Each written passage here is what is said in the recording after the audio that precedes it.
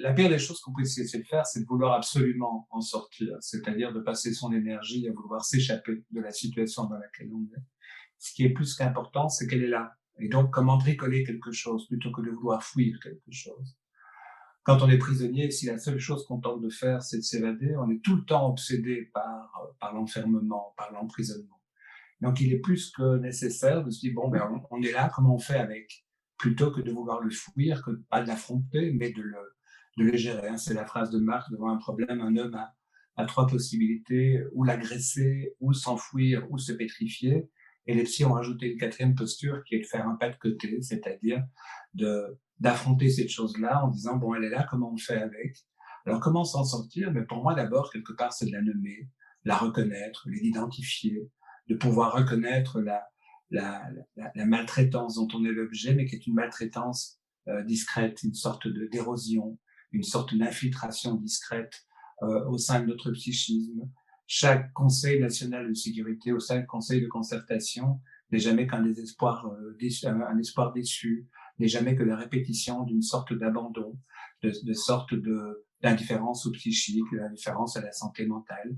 Et donc, quelque part, la première façon de s'en sortir, c'est d'être en colère, c'est-à-dire d'exprimer son désarroi et sa colère, de la valider. Elle fait partie des ressources que l'homme a pour ne pas tomber, c'est de se mettre en colère. La deuxième chose, et c'est probablement la chose la plus importante qui nous appartient, c'est la transformation, c'est la capacité de transformer un matériau brut, corporel, social, relationnel, en parole. Alors, sous toutes les formes que cela peut avoir, sous forme de chant, sous forme de dessin, sous forme de blague, sous forme de formules, sous la forme de quelle que soit la forme au fond de l'objet, c'est de transformer, c'est-à-dire d'en faire un matériau que l'on peut traiter, torturer, fragmenter, agresser, moquer, toutes ces choses-là. Et de le partager. Alors, on peut plus le partager de manière habituelle, c'est-à-dire autour d'une table avec une bouteille de vin et des gens qu'on aime.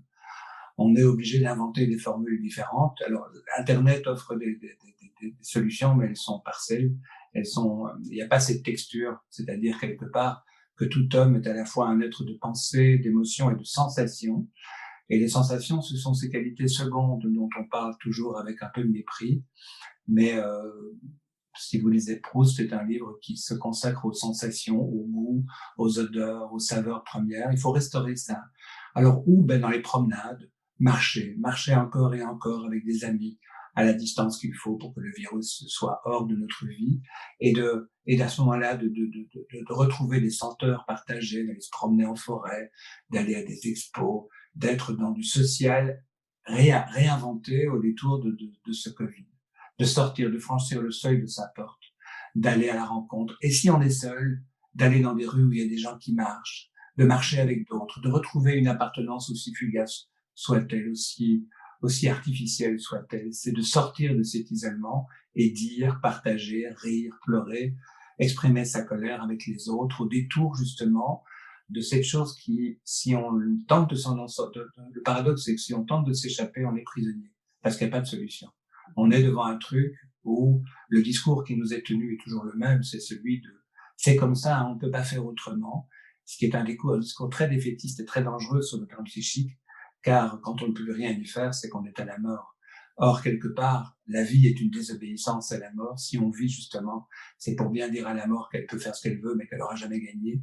Les hommes vivent, rigolent, pleurent, font l'amour, ont des enfants, inventent des histoires, voyagent, commettent des erreurs, mentent, enfin, se bousculent de mille manières pour sortir justement de cet enfermement. Et la seule manière de ne pas être prisonnier, c'est que lorsque l'on est coincé quelque part, c'est de faire avec.